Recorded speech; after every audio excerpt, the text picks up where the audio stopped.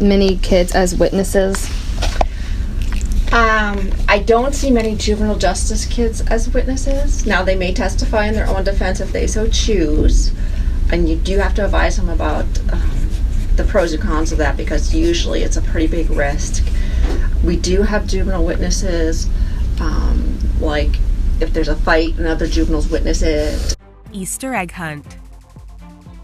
A small village in England called Capel, located in Surrey, found themselves at the center of a police pursuit during an Easter egg hunt in a field in April 2016. The children and families noticed a police helicopter flying around the field when they saw two men running across, realizing that the helicopter was chasing them. The children acted fast and formed a large arrow on the field to direct the cops to where the thieves ran off to. The two men were captured and arrested, and the kids made headlines for their wit and quick action.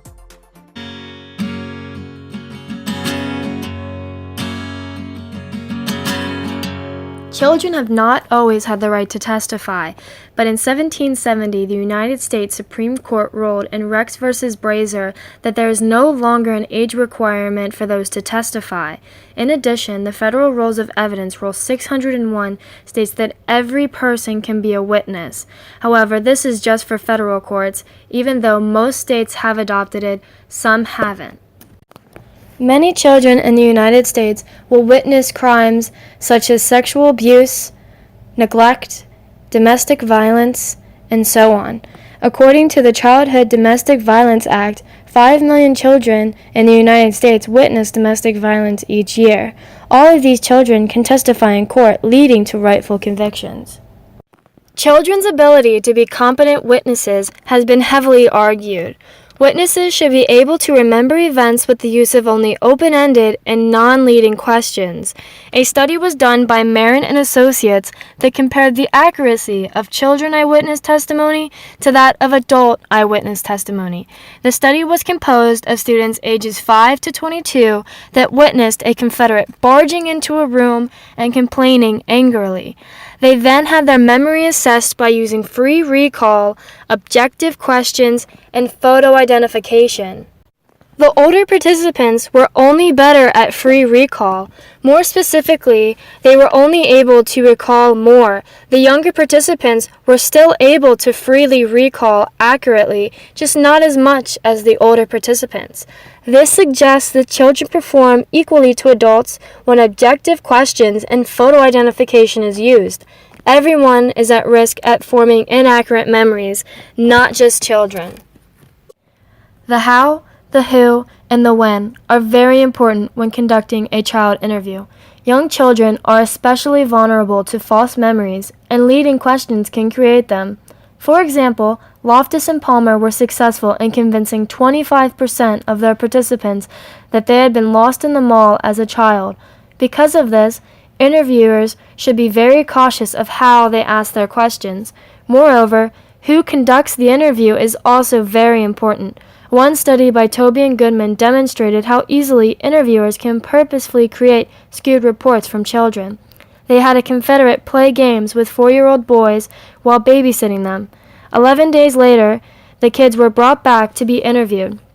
One group was interviewed by an accusatory police officer, while Group 2 was interviewed by a neutral interviewer. The children interviewed by the police officer gave fewer accurate statements and more inaccurate statements. It has also been found that children may change their answers to repeated questions because they feel as though repetition implies unacceptable answers. Warren and others noticed that children are much more likely to change their answers than adults when they are told that they are wrong. In conclusion, interviewers should avoid leading questions and asking questions multiple times.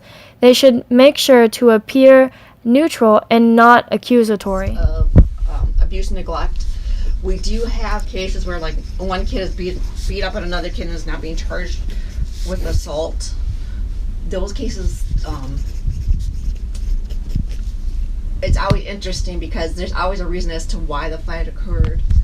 And that again goes back to the adolescent mind of they may see this fight as a justifiable thing because they were defending their girlfriend because somebody was calling her a tramp. And, you know, it's very gentlemanly to defend your girlfriend's honor. However, if you do that in the school and you cause a person to bleed, the school looks at it as this is very problematic, we're going to refer it to juvenile justice. In terms of abuse and neglect, you see kids, and some of the kids are so young and they've gone through so much just garbage already. You can't help but have compassion for these kids who, they're 3 years old, they're being taken out of their house because mommy uses drugs, mommy's boyfriend touches on them, and they don't have consistent lights, food, and heat. Court can be intimidating for anyone, even more so for children. In Rogers County, they have a new tool that's not only making a difference, it's changing the look and feel of court. There's something new at the Rogers County Courthouse. And just having her in there is very calming for the children. We consider her a sort of an advanced intern here in the DA's office. The advanced intern they're talking about is Jersey, an almost 1-year-old Aussie Doodle that's part Australian Shepherd, part Poodle. She's being certified as a service dog and has already started working with kids who need to testify. I love children, and I've worked in juvenile court for 13 years, and I've seen how stressful it is for children. So that's why I wanted to do this ultimately, just to help children. You're a good girl. Jersey's handler and owner is Mindy Babb. She says Jersey has a knack for knowing when kids need comforting. We had a child that was rather upset in chambers one day, and Jersey was sitting next to Judge Russell and I, and she got up and she put her head on the child's knee, and he stopped crying. He patted her head and stopped crying. Judge Russell agrees Jersey is a puppy with a purpose. I think it relaxes them and gives them something to focus on, maybe other than the contentious situation they're here for. How are you today, Jersey? Jersey has the run of the place. She definitely runs the show here. Besides working with kids, DA Matt Ballard says she's bringing a new atmosphere to the entire courthouse. It seems everyone has a soft spot for this puppy. I think it's great that we've got her at such a young age, that she's got a long life ahead of her, and we can use her for a number of years. We're really looking forward to that. That is one cute dog. Jersey turns 1-year-old this Friday, and we're told the number of courthouses in Oklahoma using service dogs continues to grow. All right. Child victims have already suffered a great deal of trauma. When we force them to become a witness in their own case and force them to face the person that hurt them, they all may experience symptoms of stress. Some other symptoms could include things such as sleep, eating problems, depression, panic attacks, self-harm, and some may even be suicidal. An adult attendant is someone who accompanies a child throughout the judicial process for the purpose of providing emotional support. A child is defined as any person under the age of 18. An adult attendant is helpful for a child victim who has suffered from things such as child abuse, physical injury, mental and emotional trauma, exploitation such as pornography, sexual abuse, and neglect. Some children are unable to testify in an open court in the presence of the defendant, which in this case would also be their abuser. Child victims can suffer from severe emotional trauma, fear of the abuser, and some may even suffer from a mental infirmity. Because of this, they may not be able to face the person who is responsible for harming them. In cases like this, where the child suffers from emotional trauma and fear of the abuser, the court may order that the testimony of the child be taken by closed-circuit television testimony. If the court orders the child's live testimony by television, the attorney for the government and the attorney for the defendant shall be present in a room outside of the courtroom with the child, and the child will be subject to cross-examination as if they were in the actual courtroom. Many states, such as Virginia, allow the child to testify in a separate room via closed-circuit television. However, under the code, the child must be 16 years or younger and must have been at least 14 or younger when the incident took place. In addition to this, closed-circuit TV can only be used in cases of murder, kidnapping, family offenses, or sex abuse. The only other criteria that must be met include a child's persistent refusal to testify, their substantial inability to communicate about the offense, or the likelihood that the child will suffer even more emotional trauma if made to testify. Many advocates of CCTV would like you to put yourself in the child's shoes. Could you imagine just how terrifying it is for them to look over and see the defendant, especially if it's their father? CCTV is an important way to minimize trauma to a child, one who has already been put through abuse and the damage of telling his or her story multiple times to many strangers. As defendants. So, how often do you see that? That is what I see a lot of. Okay. In my job, I consult with all the public defender corporations in the state regarding juvenile cases, and I tend to get more delinquency or what they call status offense cases than abuse and neglect cases. Status offense is where you're doing something that is considered illegal because of your age. So when you don't go to school, that's a status offense, because if you were 18 and you weren't going to school, nobody could really say boo. But at 15, if you choose not to go to school, you can be brought in on a truancy, which is a status offense, and there are programs for that. The other status offense is what they call incorrigibility, and basically where we see that is kids who like to run away, kids who like to, just do whatever they want without telling their parents where they're going or when they're going to be back. In the so-called Slender Man case. 2 young girls accused of trying to kill a classmate to please that fictional character this morning. As one of the girls enters an insanity plea, her attorney is now speaking out. ABC's Marcy Gonzalez joins us with more. Marcy, good morning. Good morning, Cecilia and Dan. Both girls were in court on Friday. Their attorneys asking to have their trial moved to a different county in Wisconsin, and one submitting that new plea.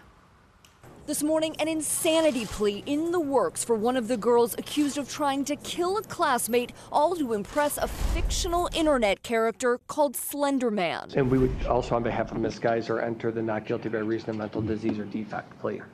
That plea being filed for Morgan Geiser more than 2 years after prosecutors say she and Anissa Wire, both just 12 years old at the time, lured their friend Peyton Leitner into the Wisconsin woods, allegedly stabbed her 19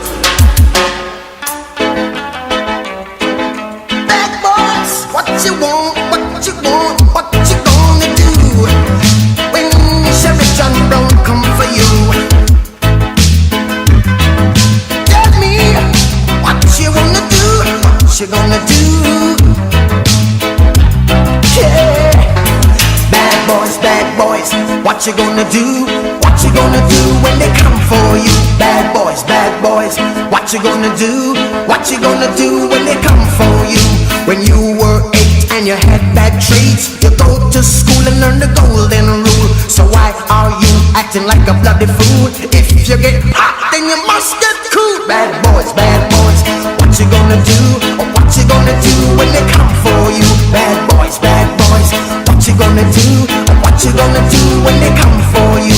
You chuck it on that one, you chuck it on this one, you chuck it on your mother and you chuck it on your father, you chuck it on your brother and you chuck it on your sister, you chuck it on that one and you chuck it on me. Bad boys, what you gonna do?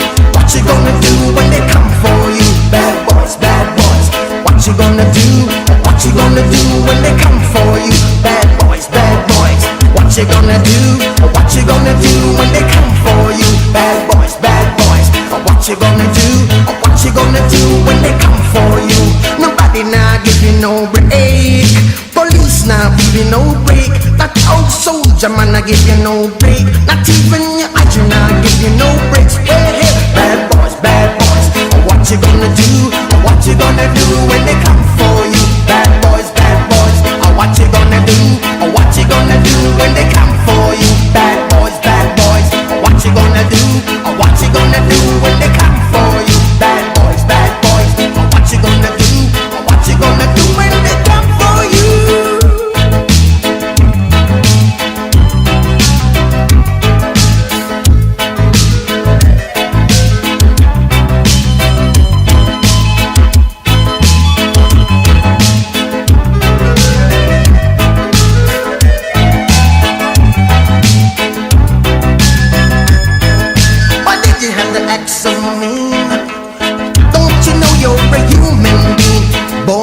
Mother with the love of a father. Reflection comes and reflection goes.